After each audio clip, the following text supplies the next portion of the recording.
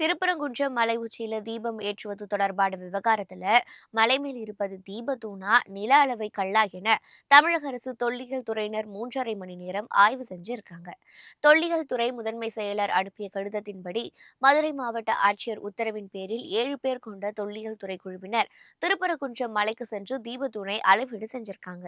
இதனிடையே திருப்பரங்குன்றம் மலை உச்சியில தீபம் ஏற்றாதது தொடர்பான வழக்கு உயர்நீதிமன்ற விசாரணையில உள்ள நிலையில் மலை உச்சியில உள்ளது எல்லைக்கல்லா தீபத்தூணா என தமிழக தொல்லியல் துறை அதிகாரிகள் ஆய்வு செய்ததற்கு இந்து மக்கள் கட்சி மற்றும் மதுரை மாவட்ட தலைவர் சோலைக்கண்ணன் கண்டனம் தெரிவிச்சிருக்காங்க. எல்லைக்கல் என கூறும் தமிழக அரசு இத்தனை நாட்கள் கழித்து தமிழக தொல்லியல் துறையை ஆய்வு செய்ய அனுப்பியது மக்கள் மத்தியில் சந்தேகத்தை எழுப்புகிறது என அவர் கூறியிருக்கார்.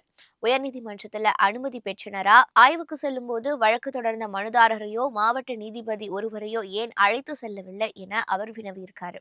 மத்திய அரசு இவ்விவகாரத்தில் தலையிட்டு தீபத்தூணை ஆய்வு செய்ய மத்திய தொல்லியல் துறைக்கு உத்தரவிட வேண்டும் என அவர் வலியுறுத்தி இருக்கார்.